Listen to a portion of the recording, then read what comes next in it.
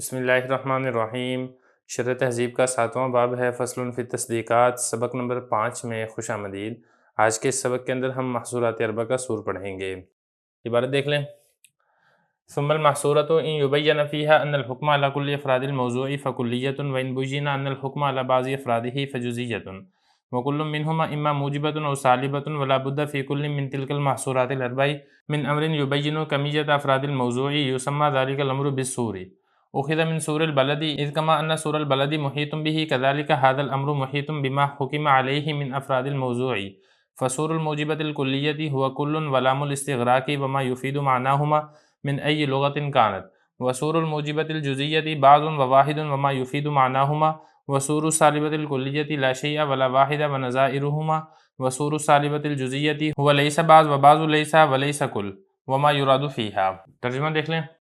قضیہ محصورہ اگر اس میں بیان کیا جائے کہ حکم موضوع کے تمام افراد پر ہے تو اس کو کلیہ کہیں گے، اور اگر اس میں یہ بیان کیا جائے کہ حکم موضوع کے بعض افراد پر ہے تو یہ جزیہ ہے، اور کلیہ اور جزیہ میں سے ہر ایک یہ موجبہ ہوگا یا سالبہ ہوگا، اور ضروری ہے ان محصورات اربع میں سے ایسا امر جو موضوع کے افراد کی تعداد کو بیان کرے، نام رکھا جاتا ہے اس امر کا سور کے ساتھ، اور یہ سورہ بلد سے لیا گیا ہے۔ جس طریقے سے سورہ بلد شہر کی دیوار وہ اس کو گھیرے ہوئے ہوتی ہے، بالکل اسی طریقے سے یہ امر اس محصورہ کو گھیرے ہوئے ہوتا ہے جو اس پر حکم لگایا جاتا ہے موضوع کے افراد میں سے۔ لہذا موجبہ کلیہ کا سور یہ کل آتا ہے، لام استغراق آتا ہے، اور جو ان دونوں کے معنی کا فائدہ دیتا ہے جس مرضی زبان میں ہو، اور موجبہ جزیہ کا سور یہ بعض آتا ہے، واحد آتا ہے، اور جو ان دونوں کے معنی کا فائدہ دیتا ہو۔ اسی طرح سالبہ کلیہ کا سور لا شیء لا واحد آتا ہے، اور اس جیسی دوسری نظیریں، اور سالبہ جزیہ کا سور یہ لیسا بعض، بعض لیسا اور لیسا کل، اور جو مراد لیا جاتا ہے اس معنی میں۔ عبارت ہو چکی ہے، ترجمہ ہو چکا ہے، اب چلتے ہیں اس کی تشریح کی طرف۔ قضایا کے بارے میں ہم تفصیل پڑھ رہے ہیں۔ موضوع کے اعتبار سے اگر حکم لگ رہا ہے وہ 4 قسمیں پہلے گزشتہ سبق میں پڑھ چکے ہیں۔ اس میں ایک قسم آئی تھی قضیہ محصورہ، یعنی جو حکم ہے وہ موضوع کے افراد پر لگ رہا ہو، اور اس میں یہ بھی بتایا جائے کہ جو حکم ہے وہ موضوع کے بعض افراد پر لگ رہا ہے یا پھر موضوع کے تمام افراد پر لگ رہا ہے۔ یہ جو قضیہ محصورہ ہے یہ بعض افراد پر حکم لگنے کے اعتبار سے، یا اسی طریقے سے تمام افراد پر حکم لگنے کے اعتبار سے، یا اسی طریقے سے ایجاب اور سلب کے اعتبار سے اس کی کل 4 قسمیں بنتی ہیں۔ ان میں سے پہلی قسم ہوگی قضیہ محصورہ موجبہ کلیہ۔ موجبہ کلیہ اس کو یہ کہیں گے کہ جو حکم ہے وہ موضوع کے تمام افراد پر لگ رہا ہے، اور دوسرے نمبر پر ہے کہ قضیہ محصورہ موجبہ جزیہ۔ اس میں یہ ہوگا کہ جو حکم ہے وہ موضوع کے بعض افراد پر لگ رہا ہے۔ اسی طریقے سے سالبہ بھی ہے۔ سالبہ میں یہ ہوگا کہ جو سالبہ کلیہ ہے اس میں جو حکم ہے وہ موضوع کے تمام افراد سے اس کی نفی کی جائے گی۔ اسی طریقے سے جو سالبہ جزیہ ہے اس میں جو حکم ہے وہ موضوع کے بعض افراد سے اس کی نفی کی جائے گی۔ تو خلاصہ یہ ہے کہ جو قضیہ محصورہ ہم نے گزشتہ سبق میں پڑھا ہے یہ کل اور جز کے اعتبار سے، اور سالبہ اور موجبہ کے اعتبار سے کل 4 قسموں کے اندر یہ تقسیم ہوگا۔ دوسرے لفظوں میں اگر میں بات کروں تو یہ ہے کہ اگر موضوع کل افراد ہیں تو وہ کلیہ ہے، اگر موضوع بعض افراد ہیں تو وہ جزیہ ہے۔ اسی طریقے سے اگر ایجاب ہے تو موجبہ ہے، اگر سلب ہے تو پھر وہ سالبہ ہے۔ ساروں کی مثال دیکھ لیں۔ پہلا ہے موجبہ کلیہ، کل انسان حیوان۔ اب یہ جو حیوان ہونے کا حکم ہے وہ موضوع کے تمام افراد پر لگ رہا ہے، تو یہ موجبہ کلیہ ہے، اور اگر حکم لگ رہا ہو بعض افراد پر تو پھر یہ ہوگا موجبہ جزیہ۔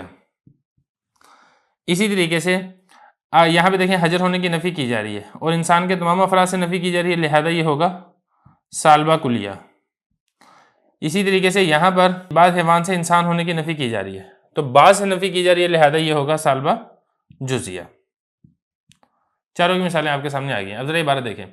فرما رہے ہیں کہ قضیہ محصورہ میں اگر بیان کیا جائے کہ حکم موضوع کے تمام افراد پر لگ رہا ہے تو یہ ہوگا کلیہ، اور اگر یہ والی بات بیان کیا جائے کہ حکم موضوع کے بعض افراد پر لگ رہا ہے تو یہ ہوگا جزیہ، اور ان دونوں میں سے ہر ایک یا تو موجبہ ہوگا یا ان دونوں میں سے ہر ایک سالبہ ہوگا۔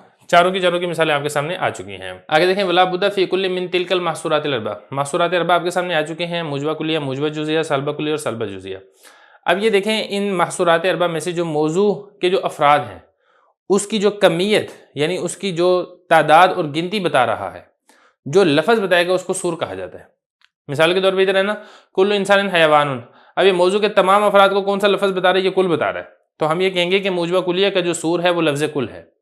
اسی طریقے سے یہاں پر بعض الانسانی حیوان، اب یہاں پہ دیکھیں جو افراد بتا رہا ہے نا وہ یہ ہے، کمیت جو بتا رہا ہے وہ یہ لفظ بعض ہے، تو ہم یہ کہیں گے کہ یہ جو بعض کا لفظ ہے اس کو ہم کہیں گے کہ یہ موجبہ جزیہ کا سور ہے۔ اسی طریقے سے اب یہاں پر آ جائیں، یہ جو لا شیء ہے، لا شیء یہ انسان کے تمام افراد سے حجر ہونے کی نفی کر رہا ہے، تو تمام انسان سے جو نفی کر رہا ہے اور اس نفی کے اوپر جو لفظ دلالت کر رہا ہے وہ یہ ہے لا شیء ہے، تو ہم یہ کہیں گے کہ سالبہ کلیہ کا جو سور ہے وہ لا شیء ہے۔ اسی طریقے سے جو سالبہ جزیہ کا سور ہے وہ کیا ہے؟ بعض لیس ہے، کیونکہ بعض لیس یہ موضوع کے بعض افراد سے حکم ہونے کی نفی کر رہا ہے، تو اس کو سور کہا جاتا ہے۔ یعنی وہ لفظ جو موضوع کے افراد کی تعداد بتائے، موضوع کے افراد کی کمیت بتائے، وہ جو لفظ ہے اس لفظ کو سور کہا جاتا ہے۔ اصل میں یہ جو لفظ ہے نا سور، یہ لیا گیا ہے سورہ بلد سے۔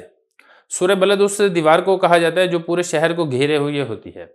اصل میں پرانے زمانے میں یہ ہوتا تھا کہ آج کے زمانے کی طرح شہر نہیں ہوتے تھے، آج تو یہ ہے نا کہ کوئی پتہ نہیں چلتا شہر کہاں سے کہاں پہ پھیلا ہوا ہے، لیکن پرانے زمانے میں یہ ہوتا تھا کہ جو شہر ہے وہ اس کی ایک فصیل ہوتی تھی، چاروں طرف اس کی ایک باؤنڈری ہوتی تھی، شہر اسی کے اندر ہوتا تھا، اور جب رات ہوتی تھی تو اس کو بند کر دیا جاتا تھا، تو وہ دیوار جو چاروں جانب سے شہر کو گھیرے ہوئے ہوتی تھی اس کو سورہ بلد کہا جاتا تھا۔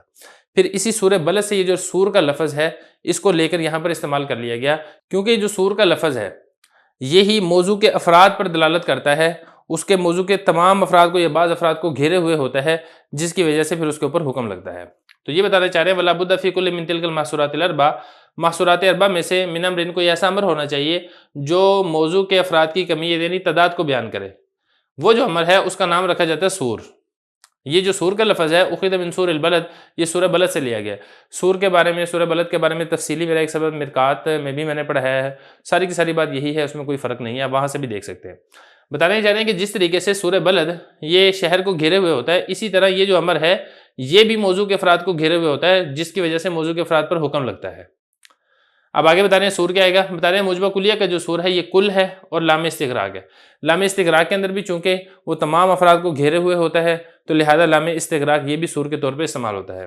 یہ اسی طریقے سے کل ہے، یہ لام استغراق ہے، یا کوئی اور ایسا لفظ ہے جو موضوع کے تمام افراد کے اوپر دلالت کرتا ہو، چاہے وہ کسی زبان کے اندر ہی کیوں نہ ہو، اس کو سور کہا جائے گا کہ یہ موجبہ کلیہ کا سور ہے۔ یہ بتا رہے ہیں یا کوئی اور لفظ ہے جس مرضی زبان میں ہو جو ان دونوں کے معنی کا فائدہ دیتا ہو، کن دونوں کے معنی کا؟ کل کا اور لام استغراق کے معنی کا۔ خلاصہ یہ ہے کہ کوئی ایسا لفظ ہو، کوئی ایسا حرف ہو جس سے موضوع کے تمام افراد کے اوپر دلالت ہوتی ہو تو اس کو آپ سور کے طور پر استعمال کر سکتے ہیں۔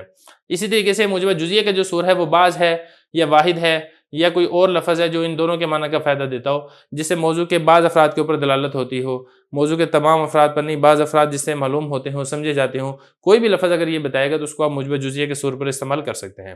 اسی طرح جو سالبہ کلیہ کا سور ہے وہ کیا ہوگا؟ وہ لا شیء ہوگا یا لا واحد ہوگا، یا ان کے نظیر کوئی اور اس طرح کا کوئی لفظ ہے جس سے موضوع کے تمام افراد سے حکم کی نفی ہونا ثابت ہو رہا ہو، اس کو آپ سالبہ کلیہ کے سور کے طور پر استعمال کر سکتے ہیں۔ اسی طرح جو سالبہ جزیہ کا سور ہے وہ کیا ہے؟ وہ لیسا بعض ہے یا بعض لیسا ہے یا لیسا کل ہے، وما یراد فیہا، یا کوئی اور لفظ ہے جس سے یہی والا معنی سمجھا جاتا ہے، سالبہ جزیہ کا معنی معلوم ہو رہا ہے، تو اس کو آپ سالبہ جزیہ کے سور کے طور پر استعمال کر سکتے ہیں۔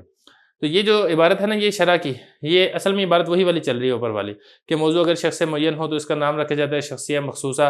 تو یہ چونکہ عبارت لمبی تھی اس لیے میں نے اس کو 2 سبقوں کے درمیان تقسیم کیا ہے۔ سبق نمبر 4 پہلے پڑھ لیا ہے، سبق نمبر 5 یہاں تک ہو گیا ہے۔ اب اس کے بعد جو اگلا سبق ہوگا 6، اس میں یہ جو متن کی عبارت ہے اس کے بعد جو اگلی عبارت آئے گی انشاءاللہ وہ پھر اس کے بعد جو شرح آئے گی وہ ہم تفصیل سے پڑھیں گے۔